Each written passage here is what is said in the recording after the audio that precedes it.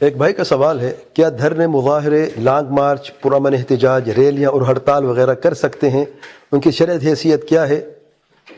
آج کل یہ معاملہ بہت زیادہ چل رہا ہے، اور اب تو لوگ قرآن و سنت سے دلائل بھی دے رہے ہیں، جس میں سے کچھ آپ کو بھیج رہا ہوں، اور کچھ ایک پوسٹ بھیجیے، میں اس کا ذکر کرتا ہوں آگے انشاءاللہ۔ جزاکم اللہ خیراً۔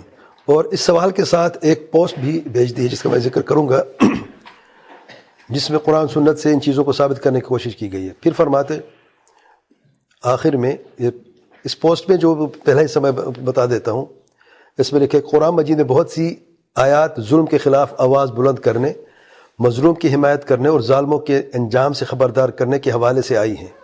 اگرچہ احتجاج کا لفظ کا استعمال نہیں ہوا، لیکن قرآن کا پیغام ظلم کے خلاف جہاد، نصیحت، دعوت اور حق گوئی کی بھرپور تائید کرتا ہے۔ اور پھر کچھ آیات ہیں مظلوم کی مدد دینے کی اجازت۔ اللہ تعالیٰ کا ارشاد ہے، لا يحب اللہ الجہر بسوء من القول الا من ظلم وکان اللہ سمیعا علیما، سورۃ النساء 148۔ اور پھر فرماتے ظلم کے خلاف کھڑے ہونے کا حکم، لمبی ہے، میں صرف آپ کو اس میں سے خلاصہ بتا رہا ہوں، آگے جب جواب دوں گی اس کی بات میں کروں گا انشاءاللہ۔ ولا ترکنوا الی الذین ظلموا انفسهم ولا ترکنوا الی الذین ظلموا فتمسککم النار، سورۃ ہود 113۔ یعنی ظالموں کی طرف ہرگز نہ جھکو ورنہ تمہیں آگ پکڑ لے گی۔ نمبر 3، ظالموں کے خلاف نکلنے کی بات، سبحان اللہ۔ اللہ تعالیٰ کا ارشاد ہے، فلولا كان من القرون من قبلكم اولو بقیۃ ینہون عن الفساد فی الارض، سورۃ ہود 116۔ نمبر 4، گواہی دینا اور حق کا اظہار کرنا، ولا تکتموا الشہادہ ومن یکتمها فانہ آثم قلبہ، ظلم و ناانصافی پر خاموشی کی مذمت۔ آپ صلی اللہ علیہ وسلم فرماتے ہیں، افضل الجہاد کلمۃ عدل عند سلطان جائر، کہ سب سے افضل جہاد ظالم حکمران کے سامنے حق بات کہنا ہے، اس کو بھی بیان کیا ہے۔ اور پھر ایک قصہ بھی بیان کیا ہے کہ ایک شخص جو ہے آپ صلی اللہ علیہ وسلم خدمت میں حاضر ہوا ہے، اور اس نے اپنے ہمسائے پڑوسی کی شکایت کی ہے، تو آپ صلی اللہ علیہ وسلم نے فرمایا کہ آپ صبر کرو۔ پڑوسی اذیت دیتا تھا تو آپ صلی اللہ علیہ وسلم نے فرمایا صبر کرو۔ دوسری یا تیسری مرتبہ وہ دوبارہ گئے تو آپ صلی اللہ علیہ وسلم نے اس شخص سے فرمایا کہ اپنا سامان راستے پہ رکھ دو یا راستے پہ ڈال دو، تو چنانچہ اس نے ایسا کیا، اپنا مال متاع گھر سے نکال کر راستے میں رکھ دیا، تو لوگ وہاں سے گزرتے تھے اور اسے پوچھتے تھے کہ کیا معاملہ ہے کہ تمہارا سامان کیوں گھر سے باہر ہے؟ تو اس نے بتایا کہ اس کے جو پڑوسی اس کی بدسلوکی کرتے اس لیے اس نے سامان کو باہر نکالا ہے۔ تو لوگ اسے لعنت ملامت کرنے لگے، تو اور پھر بددعا بھی دینے لگے لوگ جو ہے اس کے پڑوسی کو کہ اللہ تعالیٰ اس کے ساتھ ایسا کرو ایسا کرے۔ تو وہ ہمسائے اس کے پاس آیا اور اسے کہا کہ اپنے گھر میں واپس چلے جاؤ، آئندہ میں تیری طرف سے کوئی ناپسندیدہ سلوک نہیں دیکھوں گا یا نہیں کروں گا۔ اور آخر میں اس سائل نے لکھا ہے، اور ایک اعتراض کرتے ہیں جب ان کے سامنے علماء کا کلام پیش کیا جاتا ہے کہ یہ علماء تو سعودی ہیں، کہ یہ علماء ہیں، ان کے ماحول کے مطابق یہ فتاویٰ ٹھیک ہیں، لیکن ہمارے ہاں تو جمہوریت ہے، اس میں احتجاج کرنا تو اس کا حصہ ہے، اس لیے یہاں کے علماء پرامن مظاہرے کرنے کا فتویٰ دیتے ہیں۔ لمبا سوال ہے، اس کا جواب بات سعودی عرب یا پاکستان یا کسی اور ملک کے علماء کی نہیں ہے، بات حق کی ہے جو قرآن و سنت منہج سلف صالحین کی بنیاد پر بیان کیا جاتا ہے۔ اور آج کی نشست میں کسی عالم کا نام یا قول پیش نہیں کروں گا، صرف دلائل کی روشنی میں بات ہوگی تاکہ یہ بات سب کے لیے واضح ہو جائے کہ کن علماء کی باتیں حق ہیں اور فتاویٰ قرآن و سنت اور منہج سلف کے مطابق ہے، اور کن علماء کی باتیں باطل پر مبنی ہیں اور فتاویٰ غلط ہے اور قرآن سنت اور منہج سلف صالحین کے مخالف ہے، تاکہ ابہام اور یہ اشکال بھی دور ہو جائے کہ ہم صرف سعودی عرب کے علماء کی بات کرتے ہیں، ہم کیوں کرتے ہیں یہ بھی پتہ چل جائے گا۔ اس موضوع اور ان چیزوں کی شرعی حیثیت جاننے سے پہلے یہ جاننا ضروری ہے کہ اس موضوع کا تعلق دین و شریعت کے کس حصے سے ہے، اس موضوع کی اہمیت کیا اور حقیقت کیا ہے۔ نمبر 1، اس موضوع کی اور ان چیزوں کے تعلق حکمران کی اطاعت فرمانبرداری سے ہے۔ نمبر 2، حکمران کی فرمانبرداری اہل سنت جماعت کے عقیدے کے اصولوں میں سے ایک اہم اصول ہے، اور اس کے لیے اہل سنت والجماعت کے عقیدے کی کتابوں اور ائمہ سلف کے عقائد کو جاننا کافی ہے۔ مثال کے طور پر امام احمد بن حنبل رحمہ اللہ کے اصول السنہ، امام ابو زرعہ اور ابو حاتم الرازیین کے عقیدہ جو ہے، امام بربہاری کی شرح السنہ، امام اجوری کی الشریعہ، امام لالکائی کی شرح اصول اعتقاد السنہ والجماعہ، امام طحاوی کی عقیدہ طحاویہ، امام ابو بکر اسماعیلی کی عقیدہ السلف اعتقاد اہل الحدیث ان کی تصنیف ہے، امام ابو عثمان الصابونی رحمہ اللہ کی عقیدہ السلف اصحاب الحدیث جو ہم اس وقت پڑھ رہے ہیں، وغیرہ اور بھی بہت ساری کتابیں ہیں. آپ ان کتابوں کو اٹھا کے دیکھ لیں، ان میں حکمران کی فرمانبرداری کا خصوصی طور پر ذکر کیا اور اہتمام کیا گیا ہے. نمبر 3، قرآن و سنت کے نصوص میں حکمران اور عام مسلمانوں کے حقوق میں فرق بیان ہوا ہے، اور خصوصی طور پر ظلم و زیادتی کے متعلق اگر حکمران کرے تو ہمیشہ تا قیامت صبر کرنا فرض ہے. آپ صلی اللہ علیہ وسلم فرماتے ہیں اصبروا حتی تلقونی علی الحوض، صبر کرو یہاں تک کہ میری ملاقات حوض کوثر پر، یعنی مرتے دم تک صبر کرنا ہے. اور اگر نصیحت کرنی حکمران کو تو مکمل رازداری میں نصیحت کرنا فرض ہے.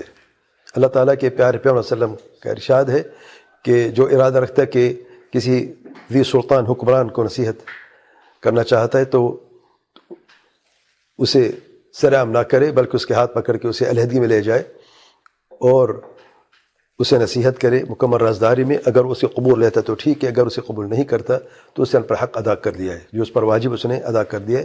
اس سے احمد بن ابی العاص نے روایت کیا اور علامہ البانی نے صحیح کہا ہے. اور سیدنا اسامہ بن زید رضی اللہ عنہ کا معروف قصہ ہے متفق علیہ سے بخاری مسلم میں حدیث میں آیا ہے کہ انہیں کہا گیا اس اثر میں کہ کیا آپ سیدنا عثمان کے پاس نہیں جاتے، ان سے بات نہیں کرتے؟ تو انہیں جواب میں فرمایا سیدنا انس رضی اللہ عنہ نے کہ کیا تم یہ سمجھتے ہو کہ میں ان سے بات نہیں کرتے، یا بات کروں تو تمہیں سناؤں گا میں، یا تمہارے سامنے بات کروں گا میں؟ یقین میں ان سے بات کرتا ہوں، لیکن مکمل رازداری میں، اور میں کوئی شرک کا دروازہ نہیں کھولنا چاہتا کہ میں سب سے پہلے شرک کا دروازہ کھولنے والا ہوں، یا ان میں سے ہوں جو شرک کا دروازہ کھولتے ہیں. تو حکمران کو سرعام نصیحت کرنا شرک کا دروازہ کھولنے کے مترادف ہے، اور صحابہ اور سلف اس سے گریز کرتے تھے، کبھی بھی سرعام نصیحت نہیں کرتے تھے. اور عام مسلمانوں کو ظلم اور زیادتی پر صبر کرنا بہتر ہے، اور اگر برداشت سے باہر ہو جائے تو اس کے لیے شریعت کے حدود میں بدلہ لینا، اس کے خلاف سرعام آواز بلند کرنا یا کارروائی کرنا جائز ہے. جیسا کہ اللہ تعالیٰ کا ارشاد ہے وَإِنْ عَاقَبْتُمْ فَعَاقِبُوا بِمِثْلِ مَا عُوقِبْتُمْ بِهِ وَلَئِنْ صَبَرْتُمْ لَهُوَ خَيْرٌ لِلصَّابِرِينَ، سورۃ النحل آیت نمبر 126. اور جیسا کہ اسی پوسٹ میں جو جن آیات اور حدیث کا ذکر ہے وہ اسی تعلق سے سوا ایک حدیث کی جس میں حکمران کا ذکر ہے، میں بھی بتاتا ہوں اس کے جواب میں کہ کس طریقے سے انہوں نے حقائق کو خلط ملط کر دیا ہے. میرے کہنے کا مقصد یہ ہے کہ بات بالکل واضح ہے کہ یہ معاملہ حکمران کی فرمانبرداری عقیدے کے اصول میں سے ایک اصل ہے، اور شریعت کے نصوص میں حکمران کی ظلم اور نصیحت کا ایک الگ طریقہ ہے. ظلم اگر حکمران ظلم کرتا ہے اسے کیسے نمٹا جاتا ہے؟ صبر کرنا ہے. کب تک؟ تا قیامت. اگرچہ مال چھینا جائے اور کوڑے برسائے جائے تب بھی صبر کرنا ہے. نصیحت کیسے کرنی ہے؟ مکمل رازداری میں کرنی ہے. دوسری طرف اگر عوام الناس ہیں وہ ظلم کرتے ہیں اس میں صبر کرنا تو بہتر ہے. صبر نہیں کرتا آپ آواز بلند کر سکتے ہیں، عدالت میں جا سکتے ہیں، آپ اپنا حق شریعت کے حدود میں لے سکتے ہیں، اور جتنی بھی اس پوسٹ میں دلائل بیان کی ہیں وہ عوام الناس کے حق میں نہ کہ حکمران کے حق میں ہے. اور جس حدیث میں حکمران کا ذکر ہے عند سلطان جائر کا لفظ ہے، عند سرعام نہیں، ممبروں پہ نہیں. عند سے کیا مراد ہے؟ اس کے پاس جاؤ، اس کے سامنے جا کے بات کرو نا. یہ تو ان کے خلاف دلیلوں کے حق میں دلیل کیسے ہے؟ سبحان اللہ. الغرض، اور یہ حدیث جس میں آپ صلی اللہ علیہ وسلم نے اس شخص کا جو پڑوسی جس کو پریشان کرتا تھا کہ اپنا سامان باہر رکھے، یہ بھی اسی کے زمرے میں آتا ہے کہ حکمران کی بات نہیں ہو رہی، یہ ایک عام مسلمان کی بات ہے. اگر آپ پر ظلم کرتے تو اس کے نمٹنے کا ایک طریقہ ہے. اور اس مسئلے کی مزید تفصیل کو جاننے کے لیے سے بخاری کی کتاب الفتن سے مسلم کی کتاب الامارہ کافی ہے.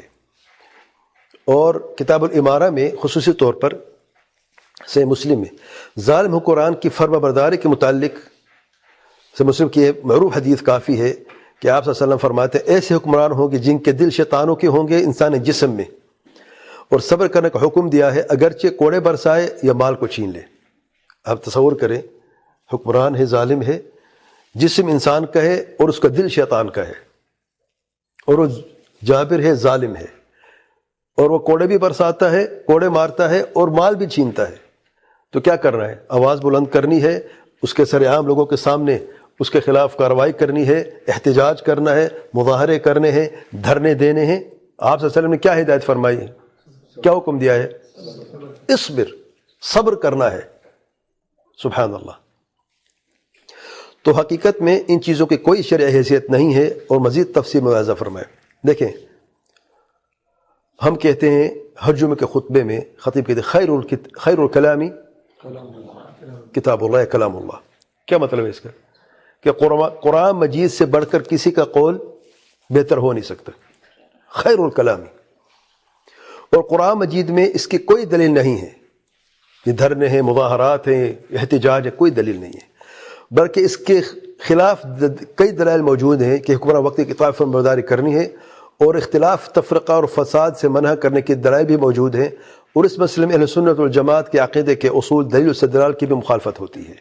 یہ دلیل تو ہے نہیں نا، اس کے برخلاف دلیل موجود ہے. نمبر 2، ہم یہ بھی جو خطبے میں سنتے ہیں وہ خیر الہدی ہدی محمد صلی اللہ علیہ وسلم، کہ بہترین ہدایت جو ہے وہ آپ صلی اللہ علیہ وسلم کی ہدایت، بہترین رہنمائی آپ صلی اللہ علیہ وسلم نے ہی کی ہے. اور آپ صلی اللہ علیہ وسلم کی رہنمائی میں کہیں پر بھی یہ دلیل نہیں ملتی ہے کہ دھرنے دینے ہیں، مظاہرات کرنے ہیں، احتجاج کرنا ہے، سر عام نصیحت کرنی ہے، آواز بلند کرنی ہے، جیسا کہ اس پوسٹ میں بیان کیا گیا ہے. کہیں نہیں آپ کو ملے گا. بلکہ جو ملے گا اس کے برعکس ملے گا کہ صبر کرنا ہے، صبر مشکل ترین حالات میں کرنا ہے. بدترین انسان ہے، شیطانوں کا جسم ہے، شیطانوں کا دل ہے، انسانوں کا جسم ہے، کوڑے برساتے ہیں، مال چھینتے ہیں، تب بھی صبر کرتے. کب تک صبر کرنا ہے؟ حتی تلقون الحوض، مرتے دم تک صبر کرنا ہے. یہ ہدایت ہے، یہ رہنمائی اللہ تعالیٰ کے پیارے پیغمبر صلی اللہ علیہ وسلم کی. اور عملاً بھی اللہ تعالیٰ کے پیارے پیغمبر صلی اللہ علیہ وسلم نے کبھی بھی آپ نے دیکھا ہے نہ مکی زندگی میں اس طریقے سے کیا ہے، اور نہ ہی جب آپ صلی اللہ علیہ وسلم کے وقت میں کوئی ایسی مسئلہ ہوئے کبھی بھی نہ اپنے آپ کو، نہ صحابہ کو، اور نہ ہی جو کمزور مستضعفین تھے ان کو کسی مشکل میں یا ایسے معاملے میں ڈالا ہے. تو آپ صلی اللہ علیہ وسلم کی جو رہنمائی، جو ہدایت، وہ یہی ہے کہ حکمران کے خلاف اگر بات کرنی ہے، نصیحت کریں، مکمل رازداری کے دلائل موجود ہیں. اور صحابہ سلف نے اس پہ عمل کیا. انس بن مالک کا قصہ معروف و مشہور ہے. انہوں نے یہی فرمایا کہ میں شر کا دروازہ نہیں کھولنا چاہتا. مطلب یہ ہے کہ جو سرعام مظاہرات، دھرنے اور سرعام نصیحت کرتے ہیں، آواز بلند کرتے ہیں، وہ شر کے دروازے کھولنے والے ہیں یا شر پر عمل کرنے والے ہیں. پھر تیسری ایک قاعدہ ہے، والخیر کل خیر فی اتباع من سلف والشر کل شر فی ابتداء من خلف. سنا ہے اپنا قاعدہ کہ خیر ہمیشہ جو ہے سلف کے اتباع میں ہے، اور شر جو ہے وہ خلف کی ابتداء میں ہے. اور سبیل المؤمنین میں آپ دیکھیں، جیسے مثلا انس بن مالک کا بیان کیا ہے متفق علیہ روایت میں جو آیا ہے، اور سلف صالحین بھی اس پہ عمل کرتے رہے ہیں، اور ان کی مخالفت کرنا منہج سلف کی مخالفت ہے. نمبر 4، یہ سب بدعات میں سے ہیں، اس کی کوئی دلیل نہیں ہے. نمبر 5، کافروں سے لی گئی ہیں، اور جمہوریت کی پیداوار ہے. یہ دھرنے، مظاہرات وغیرہ جو ہے سر عام حکمران کے خلاف آواز بلند کرنا، یہ کافروں سے لی گئی ہیں اور جمہوریت کی پیداوار ہے. جہاں پر جمہوریت ہے یہ جمہوریت کا حصہ ہے. نمبر 6، ان تمام امور میں کافروں سے مشابہت ہے، اس لیے کوئی شرعی حیثیت نہیں، یہ جائز نہیں. نمبر 7، حکمرانوں کی نصیحت و معاشرے کی اصلاح کرنے کے غلط طریقے ہیں جن سے صرف انتشار، بغض و نفرت، بد امنی، شر و فساد کے اسباب ہیں، وہی پھیلتے ہیں. اصلاح اتباع سنت و منہج سلف الصالحین کی بنیاد پر تصفیت و تربیت سے کی جاتی ہے. پہلے تصفیت کی جاتی ہے، پھر تربیت اس پہ کی جاتی ہے. تصفیت سے مراد کیا؟ جو بدعقیدگی ہے، جو بدعات و خرافات ہیں، اس کو معاشرے سے اپنے آپ سے ختم کرو، اور پھر جو صحیح تربیت ہے قرآن سنت اور فہم منہج سلف کے مطابق ہے اس پہ تربیت کرو. نمبر 8، یہ تمام امور منہج خوارج میں سے ہیں، یہ راستہ خوارج کا ہے، یہ شر پسند لوگوں کا راستہ ہے، اس لیے جائز نہیں ہے اور کوئی شرعی حیثیت نہیں ہے. نمبر 9، ان امور سے دعوت تبلیغ کو شدید نقصان پہنچتا ہے. اگر آپ دعوت دینا چاہتے ہیں، دعوت توحید، دعوت سنت ہے، اور الحدیث کی دعوت برصغیر معروف الحمدللہ. اگر آپ ایک طرف توحید سنت کی دعوت دینا چاہتے ہیں، الحدیث کے منہج کو آپ آگے لے کے جانا چاہتے، منہج سلف کے آپ دعوے دار آگے لینا چاہتے، لوگوں میں پہنچانا چاہتے اس پیغام کو، اس دعوت کو، اور پھر آپ وہی راستہ اختیار کرتے ہیں جو غیر شرعی ہے، جو خوارج کا منہج، جو خوارج کا راستہ ہے، اور یہ دھرنے اور مظاہرات کرنا چاہتے ہیں، تو دعوت کو شدید نقصان پہنچتا ہے. کہ ایک طرف آپ دلیل کی روشنی کی بات کرتے ہیں کہ ہم سب باتیں دلیل کی روشنی میں کرتے ہیں، ہم اہل حدیث ہیں، دوسری طرف خود ہی نصوص کی مخالفت کرتے ہوئے، خوارج کے منہج کی پیروی کرتے ہوئے ان کے خلاف، نصوص کے خلاف عمل کرتے ہیں. نمبر 10، پرامن احتجاج شروع میں ممکن ہوگا کہ پرامن ہو، لیکن شر کے عناصر اور بد امنی کی آگ پھیلنے میں یا پھیلانے میں دیر نہیں لگتی. نمبر 11، ان امور میں نفع سے زیادہ نقصان ہے اور ایک نجاست کو دوسری نجاست سے ختم کرنے کے مانند ہے۔ نمبر 12، اگر حکمران خود اجازت دے دے تب بھی جائز نہیں ہے، کیونکہ بعض نے کہا کہ حکمران خود اجازت دے، حکومت خود اجازت دیتی دھرنے کرو۔ جمہوریت جائز نہیں ہے، ناجائز کہتی ہے، جو ناجائز جمہوریت ہے وہ کہتے کہ دھرنے دو، مظاہرات کرو، جو کہ ناجائز ہے، ٹھیک ہے نا۔ اگر حکمران بھی اجازت دے دے تو قاعدہ اس میں کیا ہے، اصل حدیث میں کیا ہے، لا طاعۃ مخلوق فی معصیۃ اللہ، اللہ کی معصیت میں ایک مخلوق کی فرمانبرداری نہیں کی جاتی۔ اسے محمد مسلم نے روایت کیا اور علامہ البانی نے صحیح فرمایا ہے۔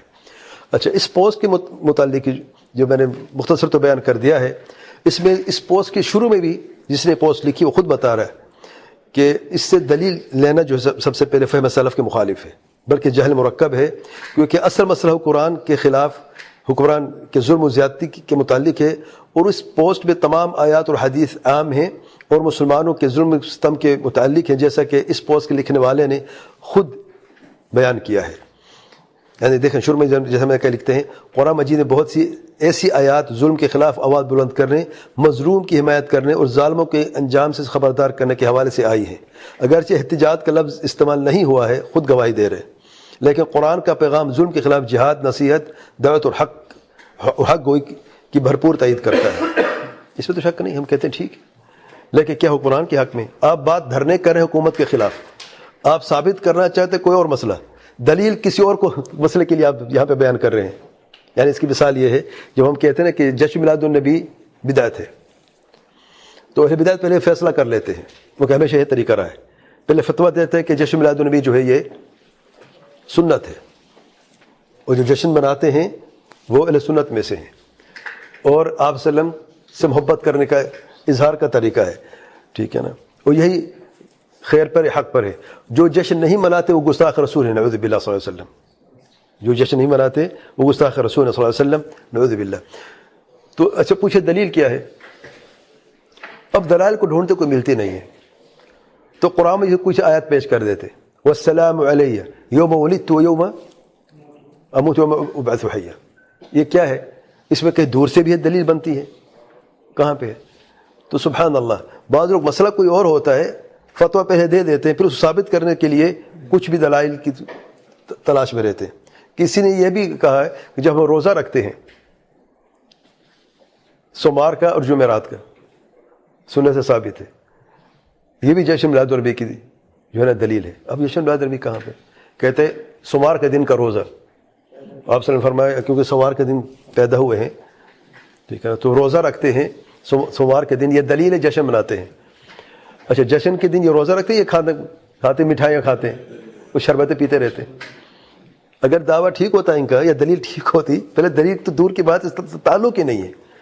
دلیل میں آپ صلی اللہ علیہ وسلم ہمیں رہنمائی کریں کہ روزہ رکھنے کا جو فضیلت ہے، جو اجر و ثواب ہے سوموار کا اور جمعرات کا، کہ اعمال اللہ تعالیٰ بارگاہ میں جاتے ہیں، اور میں پسند کرتا ہوں میرا عمل جو ہے میں روزے کی حالت میں جب میرا عمل پیش کیا جائے، یہ اصل مقصد ہے۔ لیکن جب دلیل ہے تو دلیل کو کیسے توڑ موڑ کے زبردستی بنا دیتے ہیں۔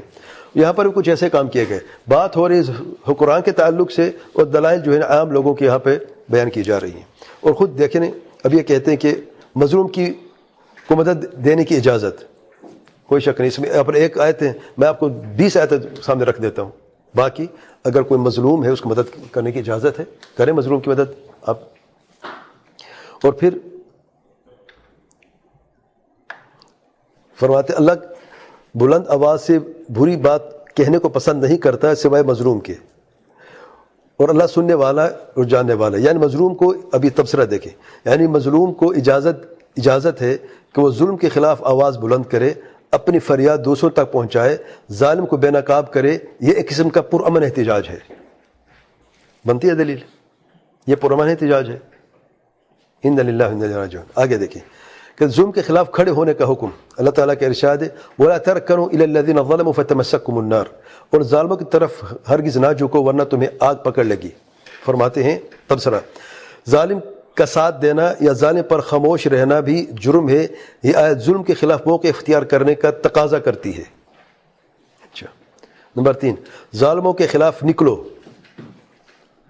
اللہ تعالیٰ کا ارشاد فلولا كان من القرون من قبلكم اولو بقية ينهون عن الفساد في الارض، سورۃ ہود آیت نمبر 116۔